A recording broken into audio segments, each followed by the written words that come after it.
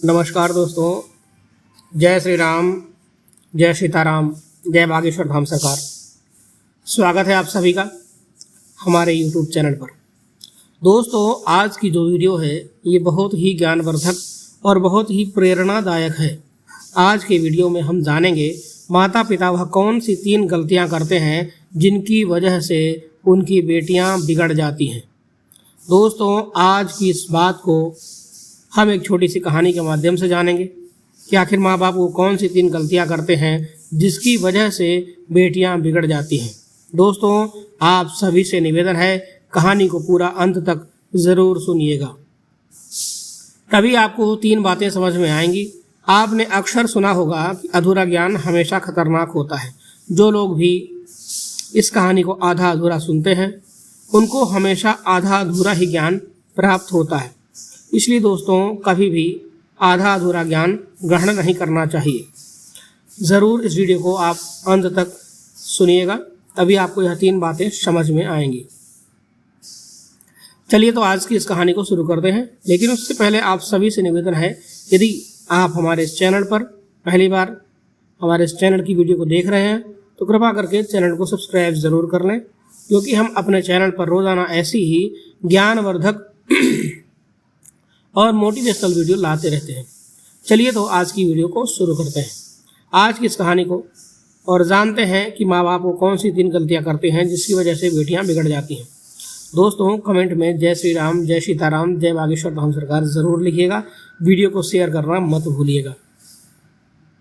दोस्तों, हर माँ बाप चाहते हैं कि उनकी बेटी उनका नाम करे, उनके कुल का नाम करे, क्योंकि एक बेटी का पिता होना बहुत ही गौरव की बात होती है।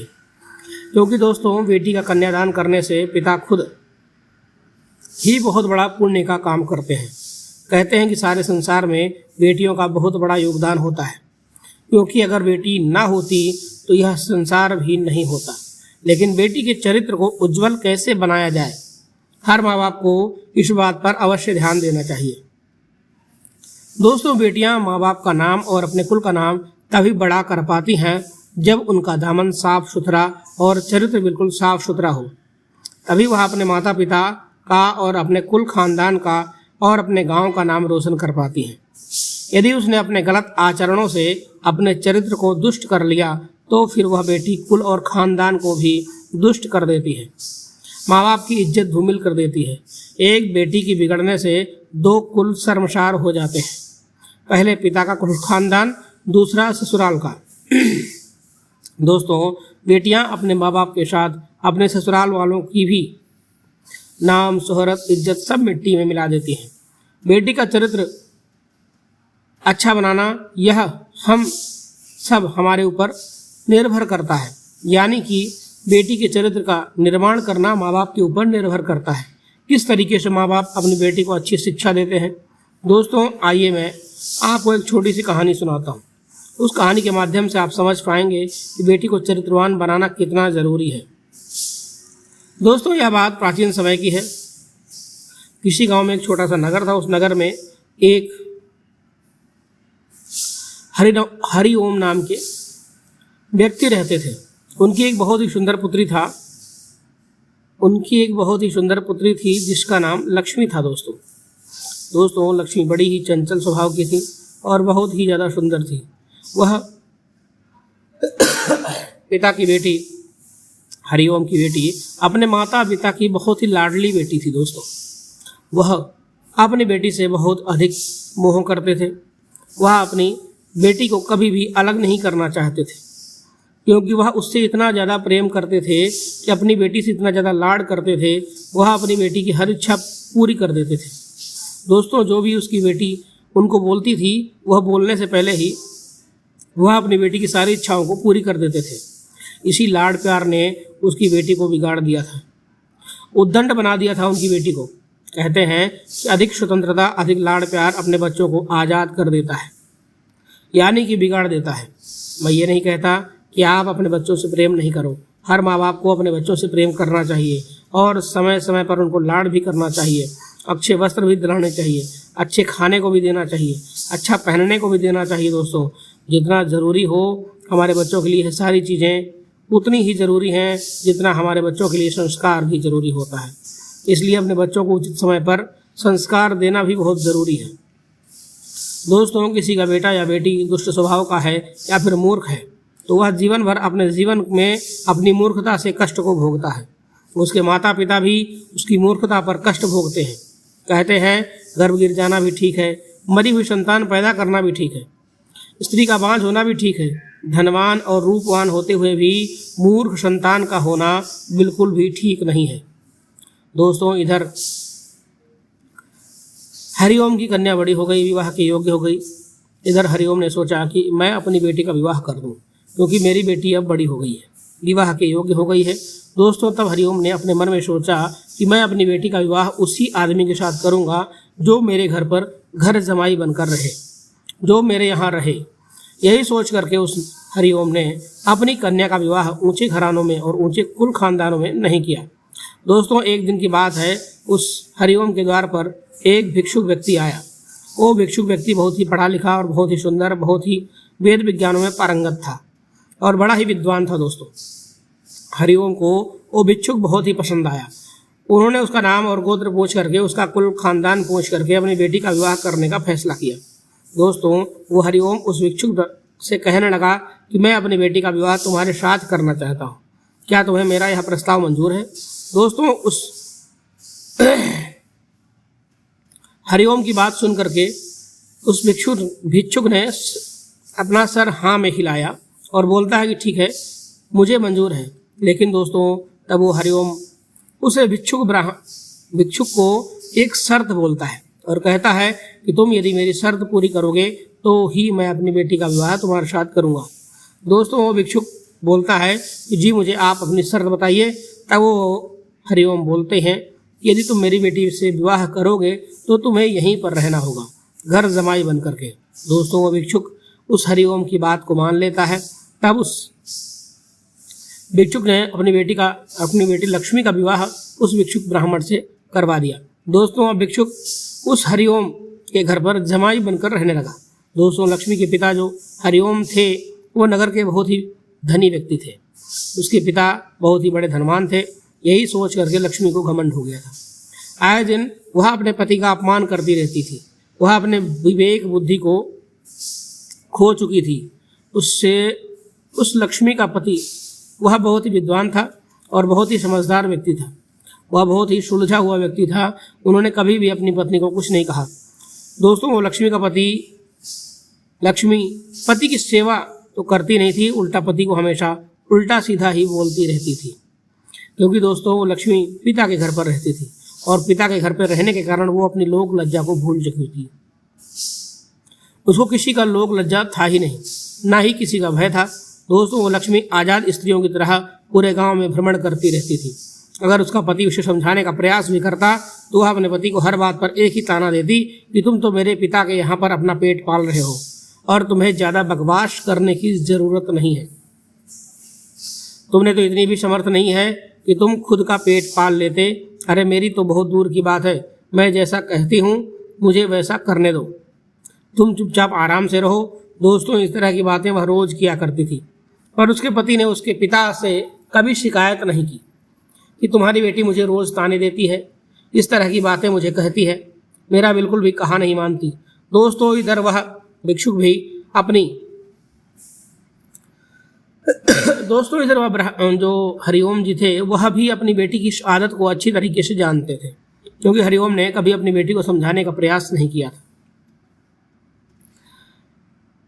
अब क्या समझेगी, जब समझाने की उम्र थी तब तो उन्होंने कभी समझाया ही नहीं था, और अब वो क्या बात मानेगी। दोस्तों, उस हरिओम की बेटी में सारे लक्षण उल्टा वाले आ गए थे। पत्नी का तो कोई लक्षण ही नहीं बचा था उसके अंदर। दोस्तों, इधर लक्ष्मी का पति रोज रोज अपने पत्नी के तानों को सुनकर परेशान हो गया था और एक दिन बिना बताए हुए घर को छोड़ करके चला गया। अपने दामाद के चले जाने पर हरिओम को बड़ा दुख हुआ। हरिओम सोचने लगे कि जरूर मेरी बेटी के बुरे आचरणों से मेरा दामाद उसे छोड़ करके चला गया। मेरी बेटी बहुत बड़ी पापनी है, इसलिए मेरा ज्ञानी और धर्मात्मा दामाद उसे इसलिए छोड़ करके चला गया कि मेरी पुत्री ही उल्टा है, कुलनाशिनी है, कुल विनाशिनी है।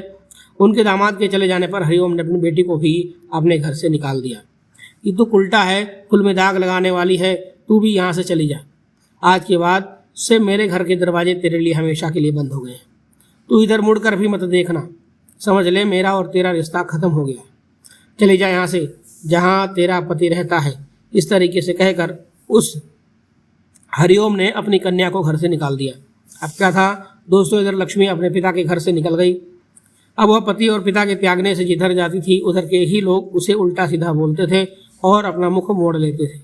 उसे कोई भी अपनी जगह पर ठहरने नहीं देता था। कई दिनों तक लक्ष्मी इसी तरीके से भूखी प्यासी भटकती रही। अब लक्ष्मी को अच्छी तरीके से यह पता चल रहा था कि मैंने कभी भी अपने पिता और अपने पति का मान सम्मान नहीं किया। पति के त्याग देने से मेरी यह दशा हुई है। उसे सब समझ में आ रहा था। दोस्तों, कई दिनों बाद भटकते भटकते वो गुजरात में तिराहा में जा पहुंची। कई दिनों से भूखी थी, इसलिए उसे ठीक से चला भी नहीं जा पा रहा था। पेट की भूख शांत करने के लिए, पेट की अग्नि शांत करने के लिए लक्ष्मी एक कपड़ा लेकर के भीख मांगने लगी। जिसके यहाँ जाती वो लोग उसे धुतकार करके भगा देते थे। उसकी इस हालत पर सभी लोग हंसते थे और इस तरीके से अत्यंत में दुख में जीवन व्यतीत करने से वह बहुत ही कमज़ोर, बहुत ही ज़्यादा दुबली पतली हो गई थी और कई तरीके से बीमारियों से ग्रस्त भी हो गई थी। शरीर सूख करके कांटा हो गया था। उसी नगर में पागलों की तरह भटक रही थी। भटकते भटकते वह एक सुंदर द्वार पर जा लगी। उसने देखा कि बड़ा ही सुंदर धर्मशाला है, उसमें वैदिक मंत्रों का पाठ हो रहा है, ब्राह्मण बैठे हुए हैं। तो उसने उस द्वार पर जाकर भिक्षा की आग्रह की। उसे घर के स्वामी ने देखा कि एक दुबली पतली स्त्री भिक्षा के लिए आई है, तो वह अपनी पत्नी से कहने लगे कि हे भाग्यवान, कोई दुखियारी स्त्री खड़ी है, लगता है वो कई दिनों से भूखी प्यासी है, उसे आदर सहित अंदर ला करके भोजन खिला दो। दोस्तों, वह घर किसी और का नहीं था। उस घर का स्वामी कोई और नहीं था, बल्कि उस घर का स्वामी लक्ष्मी का पति ही था। वो घर लक्ष्मी के पति का ही था, जो अपनी पत्नी को छोड़ करके चला आया था और यहाँ आकर के उसने दूसरा विवाह कर लिया और संयोग से लक्ष्मी अपने पति के द्वार पर जा पहुंची। उसके पति ने भी उसे देखते ही पहचान लिया था कि वह उसकी ही पत्नी है। उसने अपने दूसरी पत्नी से कहा कि उसे घर में ला करके भोजन खिला दो। ब्राह्मण की दूसरी पत्नी बड़ी ही सुंदर, बड़ी ही सुशील, संस्कारी थी, धर्मपरायण पतिव्रता थी। एक दुखिया स्त्री के द्वार पर इस तरीके से देख करके वो भी करुणा से भर गई। आंखों में आंसू आ गए।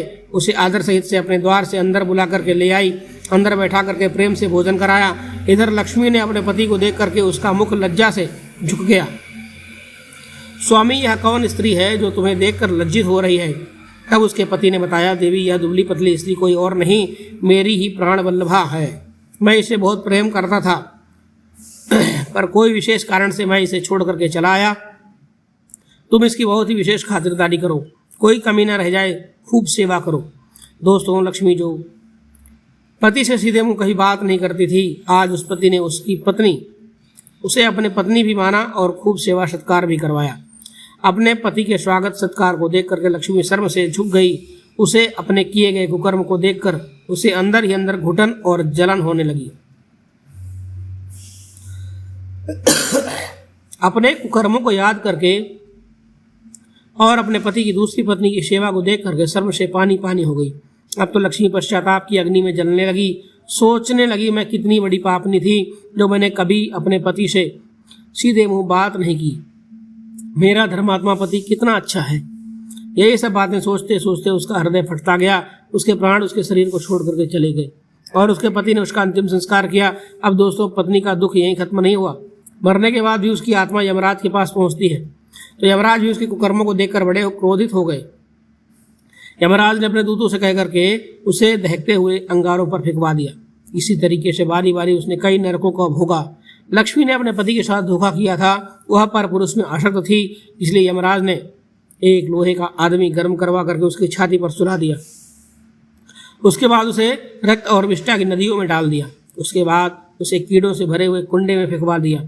उसके बाद यमदूतों ने आरी से उसे चीर दिया। इस तरह से उसने अनेक योनियों में जन्म लेने के बाद बहुत से दुख भोगने पड़े।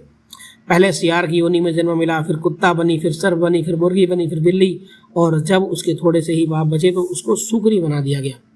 लक्ष्मी ने अपने पतिव्रता धर्म से थोड़ा सा सुख उसे दे दिया था, जिसके कारण वो वैकुंठ को चली गई और वह मुक्त हो गई। दोस्तों, आज की कहानी का तात्पर्य है कि माता पिता को चाहिए कि बेटी हो या बेटा हो, अपने बच्चे को अच्छे संस्कार दे करके उसे सुलक्षणा बनाया जाना चाहिए।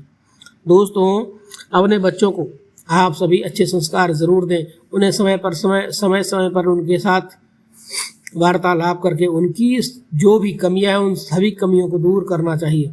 उनकी जो भी गंदी आदतें हैं उन सभी गंदी आदतों को दूर करवाना चाहिए, नहीं तो आगे जा कर के उन बच्चियों का जीवन बहुत ही ज़्यादा नरकगामी हो चुका है।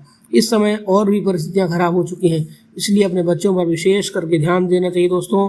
और उनके संस्कार, उनके अंदर संस्कार को कूट कूट करके भरना चाहिए। अच्छे संस्कार उनके अंदर रहेंगे तो गलत काम बिल्कुल नहीं करेंगे दोस्तों।